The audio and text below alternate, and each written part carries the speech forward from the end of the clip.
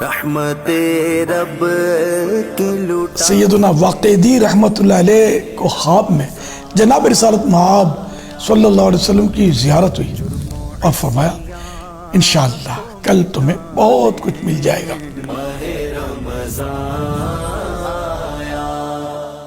رمضان مبارک آنے والا تھا اور حضرت واقعی رحمت اللہ علیہ کے پاس کچھ نہ تھا۔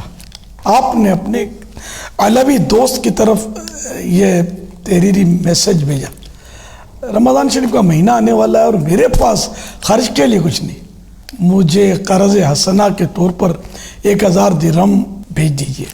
چنانچہ اس علوی نے 1000 درہم کی تھیلی بھیج دی۔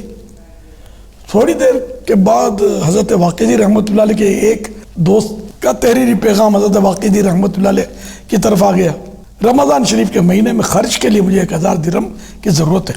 حضرت واقعی رحمت اللہ علیہ نے وہی تھیلی وہاں بھیج دی۔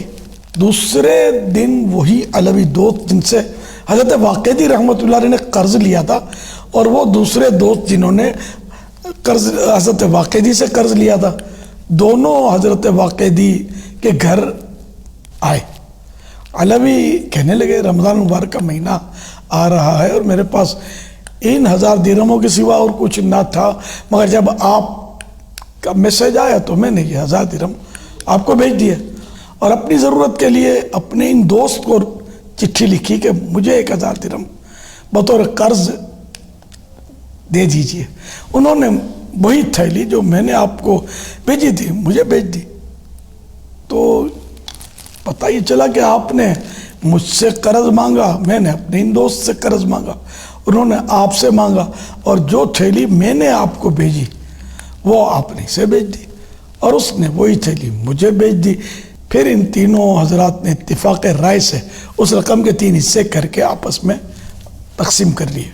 اسی رات حضرت سیدنا واقعی رحمت اللہ علیہ کو خواب میں جناب رسالت مآب صلی اللہ علیہ وسلم کی زیارت ہوئی اور فرمایا انشاءاللہ کل تمہیں بہت کچھ مل جائے گا۔ چنانچہ غیب جاننے والے پیارے پیارے آقا صلی اللہ علیہ وسلم کے فرمان کا یوں مطلب اظہار ہوا کہ دوسرے دن امیر یحییٰ برمکی نے سیدنا واقعی رحمت اللہ علیہ کو بلا کر پوچھا، میں نے رات خواب میں آپ کو پریشان دیکھا ہے، کیا بات ہے؟ حضرت سیدنا واقعی رحمت اللہ علیہ نے سارا واقعہ سنا دیا۔ تو یحییٰ برمکی رحمت اللہ علیہ نے کہا میں یہ نہیں کہہ سکتا کہ آپ تینوں میں سے زیادہ سخی کون، آپ تینوں ہی سخی اور واجب الاحترام ہیں۔ پھر اس نے 30,000 درہم حضرت واقعی رحمت اللہ علیہ کو اور 20,000 ان دونوں کو پیش کیے اور حضرت واقعی رحمت اللہ علیہ کو قاضی نے جج بھی مقرر کر دیا۔ اللہ رب العزت کی ان پر رحمت ہو اور ان کے صدقے ہماری بے حساب مغفرت ہو۔ تو دیکھا آپ نے کہ سخاوت، انہیں اپنی ضرورت اپنے دوست کو، ضرورت کی چیز دوست کو دے دی، انہوں نے اپنی ضرورت کی چیز اپنے دوسرے دوست کو دے دی۔ تو دوست وہی ہوتا ہے کہ جو وقت پر کام آئے۔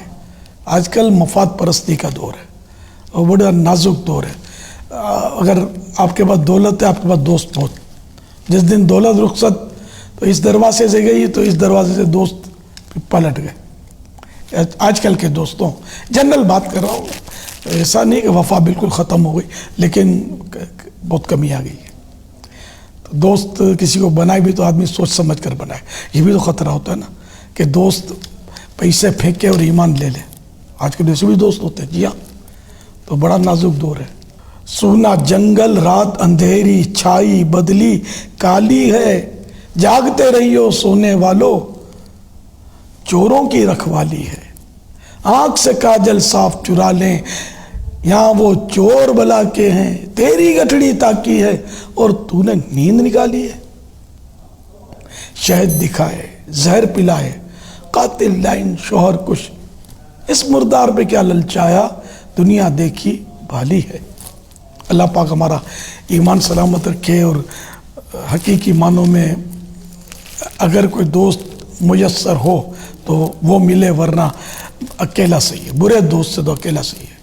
عارف باللہ مولانا جلال الدین رومی رحمۃ اللہ علیہ فرماتے ہیں مارے بد تنہا ہمی بر جاں زنت یار بد بر دین و بر ایمان زنت، یعنی برا سانپ صرف جان لیتا ہے جبکہ برا دوست دین و ایمان لے لیتا ہے، تو یوں برے کی دوستی بری ہے۔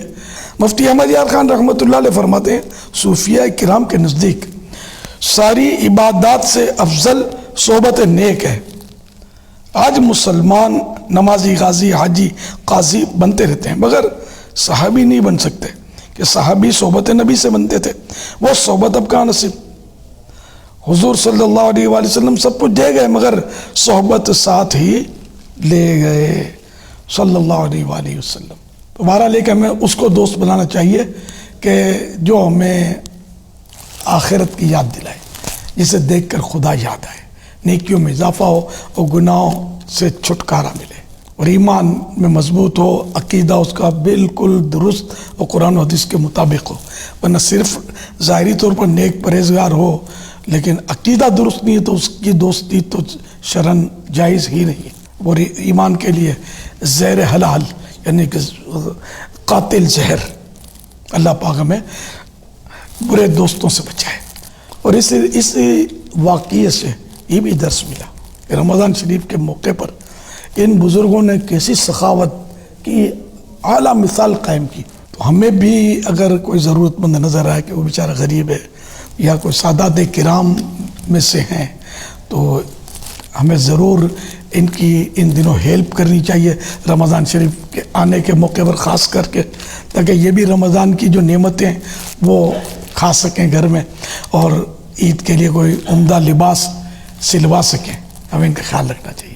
ہمیں آ کر کوئی بولے تو وہ نہیں جمتا، ہم خود اپنے طور پر اپنے رشتہ داروں میں نظر ڈالیں، پڑوسیوں میں دیکھ لیں کہ ان میں سفید پوش بھی ہوتے ہیں جو بیچارے ان کے پاس، اور ویسے آج کل تو مہنگائی نے کمر توڑ رکھی ہے، حالات بڑے ناگفتہ بے، تو ایسی صورت میں ہمیں مطلب ہے کہ زیادہ جن کو اللہ نے پیسہ دیا وہ زیادہ احتیاط کریں۔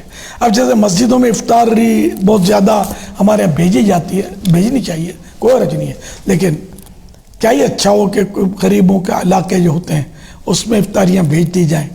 اب نعمتیں مرد تو مسجد میں کھا لیتا ہے، یہ بیچاری خواتین جو ہیں یہ ان نعمتوں کی ہوا بھی ان کو نہیں لگتی، جو لوگ غریب ہیں، تو اس لیے مطلب ان کو اچھی چیزیں جو افطار میں دی جاتی ہیں تو ان کے پیکٹ بنا کر ان کے گھروں میں، غریبوں گھروں میں بھیجنے چاہیے، اور یہ ڈیلی بیسس پر ہو، روزانہ پورے رمضان شریف میں۔ تو ان غریبوں کی دعائیں لیں، سیدوں کی دعائیں لیں، انشاءاللہ دونوں جہاں میں بیڑا پار ہوگا۔ صلو علی الحبیب صلی اللہ علی محمد۔